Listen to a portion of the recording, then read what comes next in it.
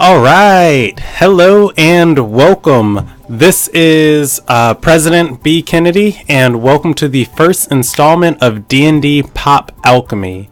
All right, so let me tell you a little bit about this series. I'm your host, President Kennedy, and what I would like to do is introduce more and more people to D&D, and I think one of the coolest ways to do that is if we take some pop culture references of some hyper popular characters and we turn them into D&D characters, just to see what they'd look like in this world. And give people an introduction to D&D. So what we are doing today is the Lux episode. Lux is a character from the very popular video game called League of Legends. She was one of the first champions made. Little bit of background about League of Legends. It's one of the biggest MOBAs in the world. Lux herself, she is a mage who can bend light and create these areas of effect with light and use light to burn her enemies. A little background about her. We got a quick description. Lux Crownguard is a powerful young light mage from Demacia, an insular realm where magical abilities... I'm looking all the way to the side because it's right over there for me.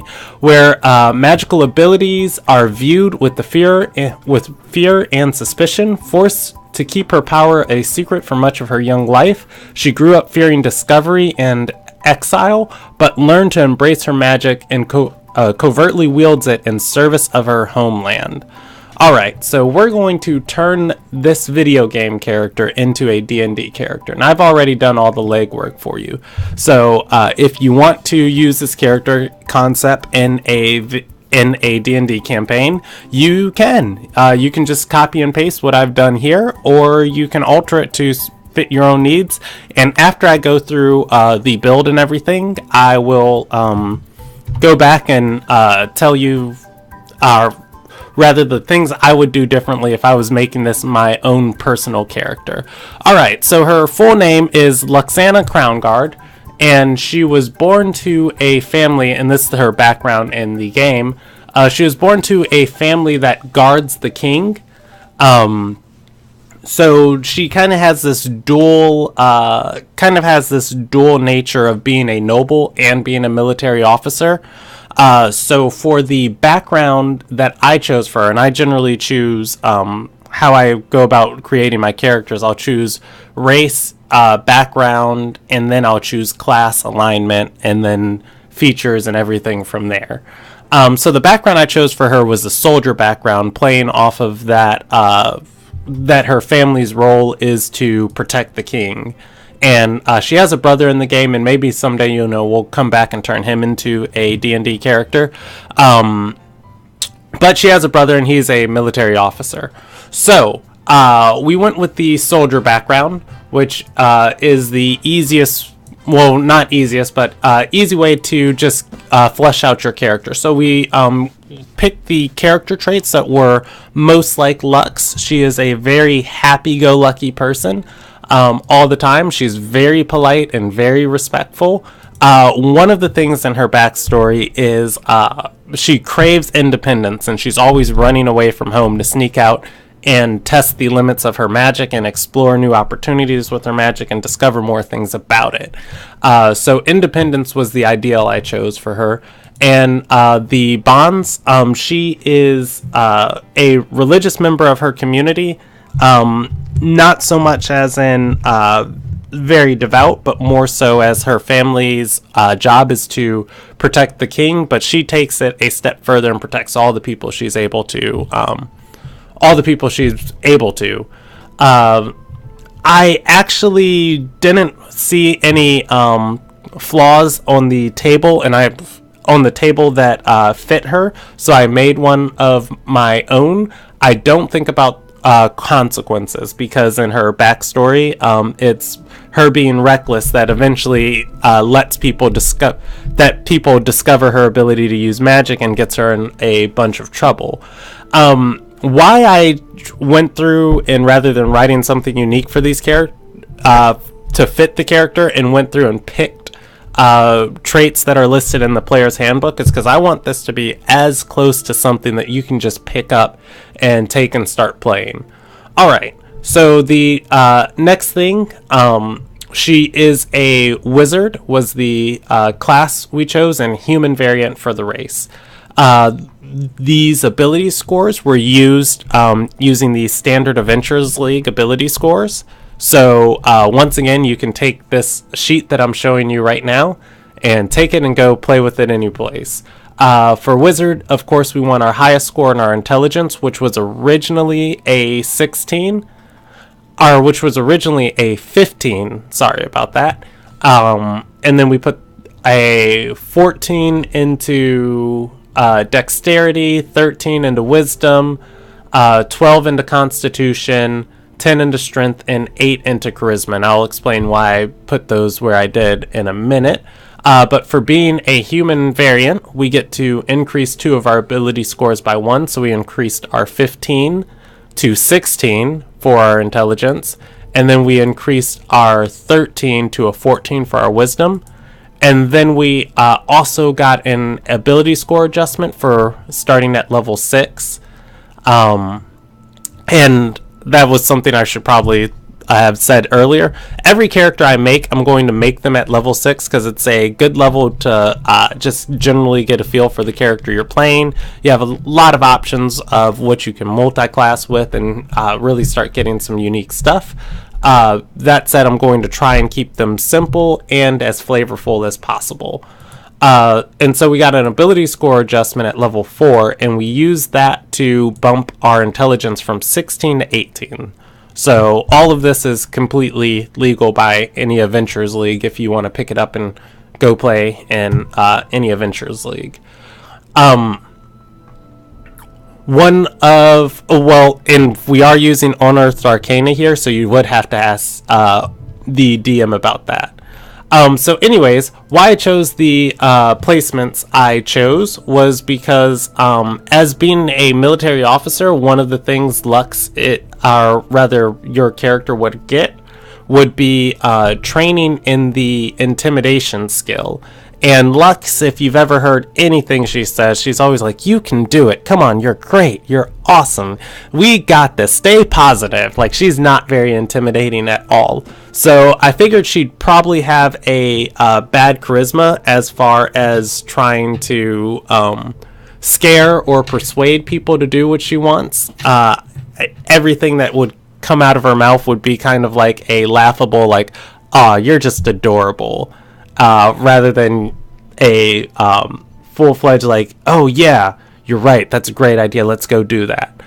That said, she is a child prodigy, and she's very smart about the things she goes and she attempts to learn. Not the wisest person, but above average, and she's very capable. That's described in her backstory, that when her superiors send her on missions, she's able to get the job done. So that said, her intelligence and wisdom were the next 2 stats I went for, being generally high. And then she's a trained fighter, so dexterity and strength. I put Constitution as a 12 as just a little bit of min-maxing. I don't really do that a lot. None of these characters will be like perfectly min-maxed, but it would be better to have the 12 in Constitution than the Strength, just to give her a couple more hit points. From there, I guess it would be appropriate to start talking about... Oh, we're still on some of her soldier stuff.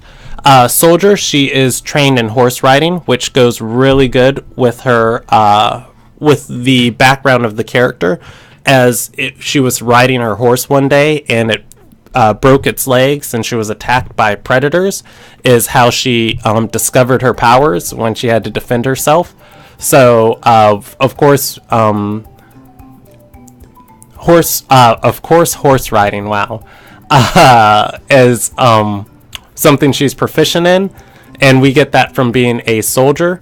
The human variant also gives us 1 skill proficiency of anything we choose, so I use that skill proficiency in animal handling, just to go hand in hand with that with that prior bit of background that's already established in her lore. As being a soldier, she also has proficiency with a gaming set of her choice, and we did say she had that dual nature of being a noble and a soldier. So I went with Dragon Chess as the gaming set that she chooses, as it's something a little bit fancier. The languages she knows, Common, of course, all humans know Common. And then I chose Draconic because Lux has this other nature this other kind of backstory going on inside of League of Legends, that she's always stealing spell secrets and, going and trying to scour any bit of knowledge she can. And most of the time, when you look at arcane writing in the D&D universe, most spells and secret tomes of arcane nature are going to be written in Draconic. So that, I feel like that's a language that she would take the time to learn. Going from there, we will talk about her wizardness. Let's finish up on human and her background. So, being human variant, you get a free feature. I went with Spell Sniper, and I will come back to or rather, I guess I'll discuss that now. Anytime you make a ranged spell attack anytime you make a spell attack with a spell, Spell Sniper allows you to double the range that you'd make it at. And if you've ever played Lux in League of Legends, she's a very long-range mage, just controlling huge areas of the map, just with her extremely long-range ulti and her extremely long-range poke.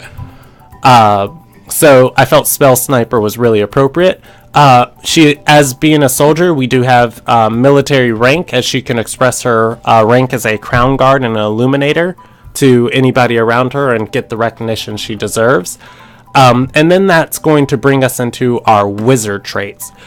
For being a wizard, she gets spellcasting, of course, which I've already picked out all her spells, and we'll come back to these, so you can take a look at them in a minute.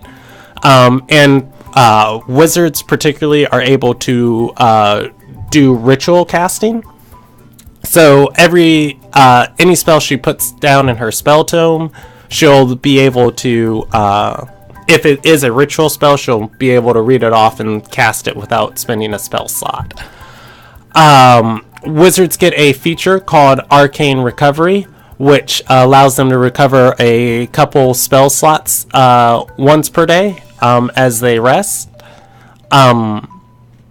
Then for wizards have arcane traditions where they learn, where basically the area of magic they focus on. Lux's magic is innate, so I was thinking about having her as a sorcerer, but I felt like the feats of lore mastery really fit her because she did have magical potential, and it was her studying them and constantly outsmarting her tutors that eventually, unlocked more and more of her potential as a combatant and a magical prodigy. So I went with the Lore Mastery Arcane Tradition from the Unearthed Arcana that for Warlocks and Wizards. You can Google search that, and then you'd be able to see that PDF. Let me see if I still have it pulled up for you, and I can move that over here real quick. For this is the Unearthed Arcana for Warlocks and Wizards. Wizards of the Coast put this out on their website for free. And right down here, we have this beautiful arcane tradition for wizards called Lore Mastery. And I will explain why we decided to take that. So Lore Mastery, once again, Lux is always going out and collecting these spell secrets that she can, going on these covert missions for her nation, and constantly learning more about her own powers. So I felt like this was a good fit. So for Lore Mastery as a tradition, one of the first traits you get is being a Lore Master. At second level, Anytime you make an ability check using Arcana, History, Nature, or Religion, you can add double your proficiency bonus to that skill. So that's basically an expertise to those listed skills. So I went in and I activated expertise on Arcana, so we have a beautiful +10 in Arcana. So I can, if we're ever making a D20 roll, and just go ahead and ignore all that stuff there, we have this beautiful 27. That's a great roll. Anyways, the second part of lore mastery is for being so cunning and so smart. When you go into combat, you're able to roll initiative off of mental agility rather than physical agility. So you can choose to either make an intelligence check or a dexterity check to roll your initiative. So we have +4 in our intelligence and only +2 in our dexterity. So our initiative modifier is actually going to be +4, which is beautiful. That's the first feat we get. The second feat we get, and this is specifically why we chose Loremaster, is something called Spell Secrets. Every time you cast a spell with a spell slot, and the spell deals one of those listed types of damage: acid, cold, fire, force, lightning, necrotic, radiant, or thunder damage, you can substitute the damage you deal with one other type of damage on that list instead.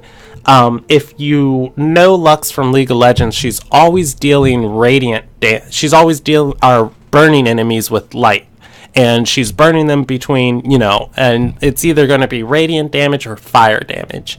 So there aren't a lot of spells, there are a lot of spells that have lots of different damage types, even though Lux is always doing this one type of light-based damage. So what I wanted to do was have the opportunity of anytime she casts a spell that's damaging somebody, it can be dealing that radiant burning damage. So with Spell Secrets, anytime you cast a spell, you can swap it to dealing radiant damage. And you'll see that in the spells that we selected later. So everything will come together. So anyways, we have our Light Mage now dealing all light damage, which is great. That's why we chose this arcane tradition. We'll go ahead and close that. And maybe you guys don't even need to see my face now. Probably I'll just leave it up. Anyways, the next thing you can't see the roll I did. The next thing we have is alchemical casting, which is the second reason why we chose this arcane tradition. Anytime you cast a spell and you use a spell slot to do it, you can expend one additional spell slot to augment the effects for this casting, mixing the raw stuff of magic into your spell to amplify it. The effect depends on the spell slot you expend. So if you know Lux, she's this huge bursty mage that has these gigantic explosions of magic that deal damage. So what you can do with these spells is specifically, if you use a first level spell, it increases the spells. If you use an additional first level spell slot when you cast a spell, it increases the spell's raw force, increasing the damage against every target by 2d10 of force damage. If the spell can deal damage on more than one enemy per turn, it deals extra force damage only on the turn you cast the spell, which is great. If you use an additional second level spell, the spell can increase the spell's range, and if the spell's range is at least 30 feet, it becomes 1 mile, which we already have the spell sniper trait, and then we have another feat that's allowing us to shoot up to 1 mile away at somebody, which, obviously we need to have sight on them, but imagine scrying on somebody in later levels, seeing them, and then just blasting them with a cannon of light from 1 mile away. It's a beautiful thing. And then an additional third level spell slot will increase the spell's potency and increase the spell saves DC by 2. So if you burn a 3rd level spell slot after you cast a spell, it will make it that much harder to save against it, which is going to be great later when you see the spells that we have selected. Alright, so we have our huge bursty light mage who can snipe and explode people from a distance. You can see a few of the spells that I have chosen here for you, but we're going to go in depth over to these spells now. Alright, so as a wizard, we get 6 first level spell slots that you get right off the bat for having a spell book. And then you gain 2 more first level spells, and then you can gain, then from there you gain 2 spells every time you level up of whatever spells you're capable of leveling. So I've gone and selected everything that we need here. First of all, I'll start with the cantrips. We learn 4 cantrips as a wizard, 3 at level 1, and then an additional 1 for leveling up later. The reason why we have 5 is because Spell Sniper also grants us an additional cantrip that has an attack action associated with it. So we have Ray of Frost, which is going to be dealing a D8 of frost damage and increases, as we level up. And it's going to be slowing people. Anybody who knows Lux knows that she not only manipulates the battlefield and having a bunch of damage, but she snares a lot of people, she helps her allies, she slows enemies, and she generally traps enemies also, and then sets them up for these huge combos and these huge moments of bursty damage to kill them. So we have Ray of Frost, which will slow enemies as they're trying to attack your allies, which is a great thing to have. We have Blade Ward, which would kind of be her ability to shield herself. Casting it grants you resistance for a turn against physical damage. Dancing Lights, she is a light mage, so of course Dancing Lights and light go without question. And then finally we get Firebolt from Spell Sniper, which allows us to have another long range attack dealing fire damage. Unfortunately, cantrips don't use spell slots, so we can't substitute their damage to be radiant damage like we'd like, but it's still nice to have them. Moving down the list, the first level spells I chose were things to dealing with light, and particularly any type of damage that we can exchange to be dealing more radiant damage. So we have Color Spray, Thunder Wave, Mage Armor, Shield, Protection from Evil and Good, Chromatic Orb, Identify, and Silent Image. Once again, Lux is, while she's also a huge bursty mage, she's also a great supportive character for your friends. So a lot of the things here fill that role of buffing up your allies' defenses, like Mage Armor and Protection from Evil, and then still doing that prismatic light-based damage like Chromatic Orb. And then keep in mind too, we don't need a bunch of different spells that deal damage, because we can substitute our damage to be any type of damage we want, and then we're going to be burning a lot of spell slots, giving up additional spells to make our spells hit harder. So for a spell like Chromatic Orb, of course it does the I'll click it here so we can just go ahead and see it, and then move my face over here so you guys don't have to worry about that. Let's go back and Chromatic Orb. Yeah, we'll cast it at 1. And it's not going to show us the text on it. Great. Anyways, we'll go back over here and we'll just click it so we can see it. So Chromatic Orb deals 3d8 of 1 damage type of our choice. Of course, we'd be able to change it to a Radiant, and then it deals bonus if we cast it in a higher level slot.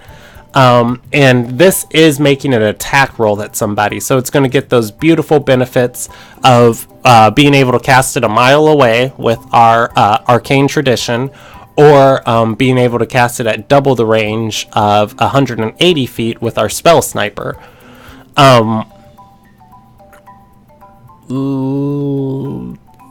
Think that's about all I wanted to say there. For our second level slots, we got Flaming Sphere, which is another option to have that substitutable damage in burning additional spell slots to damage people with it. Hold Person, once again, Lux is very oriented around crowd controlling people and protecting her allies. And then Scorching Ray just gives you another option of more substitutable light-based, heat-based damage. Then we're going to get to our third level spells. Lux's ultimate, if anybody knows it, is Finalis Funklin or whatever, the Final Spark. It is a giant laser cannon blast of light. And if you see this, you kind of see her charging it there in the background. And it is a long-range, huge AoE burst of damage, which is meant to hopefully annihilate your enemies. So we have that here in Lightning Bolt. Lightning Bolt's going to deal lightning damage, so of course we have our Arcane Tradition, which is going to let us substitute that lightning damage to be radiant damage or fire damage if we want. And then on top of that, we can also burn additional spell slots to make that, with our alchemical casting, to make that third level. We can make the DC a little bit harder to pass, or we can make it deal more damage. And generally, we're going to want to burn everything on this spell. It's her big final blast. So as many spell slots and as much as we can pump this up is what we want to do on that. Then here, for her final third level slots, I grabbed Dispel Magic, Protection from Enemies, and Slow to just give her more utilities, because while Lux has great burst potential, she is also a utility-based mage. So that's my general ideas and thoughts for the character. We got some... we were originally going to have happy music in the background, but it's dancing between it. Down here, I have the stuff that you get out of the player's handbook as items that it says you get. So you have your military insignia of rank. You get a trophy from an enemy you slayed. In Lux's backstory, the moment that she discovers she has magic is when she is about to be killed by a pack of wolves, and she discovers her light-based radiant magic and sears these wolves to death. And I figured, she'd have a wolf fang from that moment as kind of like a reminder of the desperation that she felt and the emergence of her powers. She gets a deck of cards from being a soldier and a quarterstaff from being a wizard. A spell component pouch. You have the option to take an arcane focus. I chose the pouch, as we do have her signature staff already. And one of the things, you have the Scholars Pack, which Lux is very intelligent, but you have the option to take an Explorer's Pack. And constantly, if you read her lore, it talks about how she would always run off to explore and how she just could not be confined.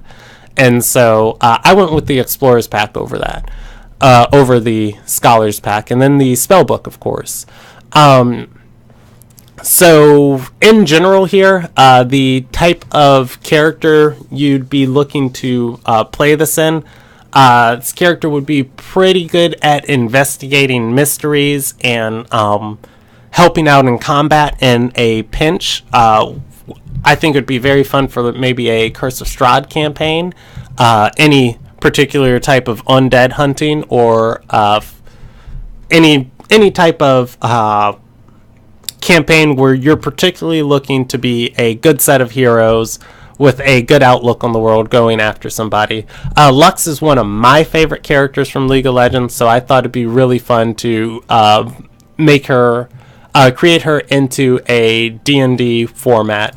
There are other variations of this I was thinking about. I thought about making her since I was doing this at level 6, I thought about having a level, or taking 1 level or 2 levels into cleric, and then I was also thinking about having an abjuration wizard instead of the arcane tradition that we took for lore mastery. But overall, I feel like this is simpler, going 6 levels into wizard, 1 tradition, and then you still get those great themes of light and protection, as wizards can be very, very, very helpful and very supportive to their allies, while also still being able to put out a metric butt ton of damage. And I think that's what describes this character the most. Alright, I want to thank you guys for watching. I will be doing one of these every week. So if you have a character that you want to see turned into a D&D character and you're not that familiar with the system, go ahead and post a comment, and heck, I'll make it into a character for you and throw it up here so you can take and use it in a campaign sometime. So for our first session of D&D Pop Alchemy, we turned Luxana Crown Guard into a D&D character from League of Legends. Thank you guys for watching. Go ahead and click subscribe below if you enjoyed this, and look out for more great D&D content.